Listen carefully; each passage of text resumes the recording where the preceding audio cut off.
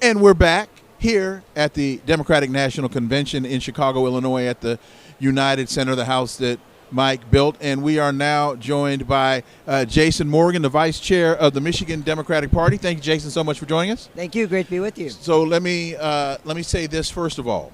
I've been saying for more than a year that, and saying it publicly, that President Biden would not be the 2024 nominee, and that Michigan Governor Gretchen Whitmer would be at the top of the ticket, and Gavin Newsom would be her running mate. So when you get a chance, call her and let her know Dr. Wilmer Leon was a year ahead of the game. We'll let her know. Please do let her know. So what's going on in Michigan? Because when we looked at the primaries, and we looked at the non-committed and the dual hater vote, that was much more significant than it was anticipated. Your thoughts on that then, and where is all of that now? Well, I think folks in Michigan are thrilled about Vice President Harris as the nominee. People are showing up to events in droves. We're having thousands of people want to volunteer and go to things now. People are excited at this point, and it's like a whole new world that we haven't seen since probably 2008 in terms of energy and enthusiasm.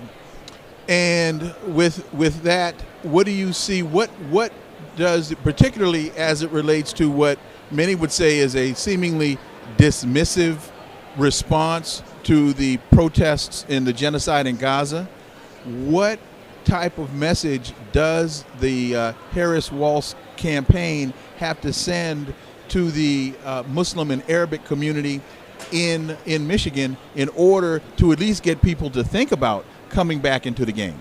You know, it is such an important issue, and it's an ongoing conversation. I heard what President Biden said last night when he spoke, or 2 nights ago when he spoke. You know, he's taking that issue seriously, and Vice President Harris has talked to us about that issue and how much she cares about the people of Gaza and the people of Israel, and ensuring a peaceful, long-term, and permanent resolution. We need that, and we know that. But what I've seen and heard from the Vice President is she's listening. You know, she's talking to folks on the ground. She's hearing from folks who are extremely passionate and worried, and they care a lot. And she's responding to it and changing how she's talking about the issue. And we're seeing the administration really try and find a peaceful solution. So I think that's really turning around at this point. But it's going to be an ongoing conversation. You can't take anybody for granted. You're absolutely right about that. So as we go back 3 weeks, energy was, we'll say, less than enthusiastic. Now, as we sit here in Chicago, there's been a dramatic, if not exponential, increase in the energy. How do you see the campaign capturing this momentum and carrying it forward through November 5th? You know, I think they're capturing the momentum by talking about the issues that people care about, particularly young folks that I represent in Ann Arbor, but all over the state. You know, the Democratic Party is the party of freedom. Freedom to be safe from gun violence, freedom to make our own decisions about our bodies, to marry who we love, and, you know, all these things that are really important to everybody in our state. So the way that we sustain this momentum is by continuing to talk about those issues. And I am so impressed with Vice President Harris's campaign that she's really, you know, talking about the right things in a way that resonate with people. They hear her and they believe her. They know she's going to take action on these things. So young people in Ann Arbor, so that tells me University of Michigan. Go Blue. Go Blue. Wolverines. Yes. All right. Go Wolverines. Okay.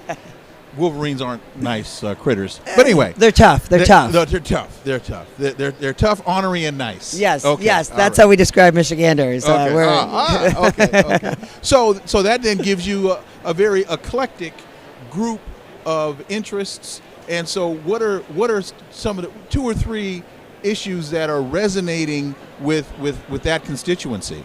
Yeah, I mean, it really is freedom. You know, abortion is such an important issue for my constituents. They do not want to live in a world where they have less rights than their grandparents did. They don't want to live in a world where we can't afford our housing and to pay our tuition and to pay our student debt. They just want to live our lives and have a fair opportunity to succeed and raise a family. It doesn't seem like that wild of an idea, but it's out of grasp for so many people. So to that point, it seems as though the Republicans severely overplayed their hand in saying, let's send this back to the states. And they've done that now. And I guess the adage, be careful what you pray for because you might get it.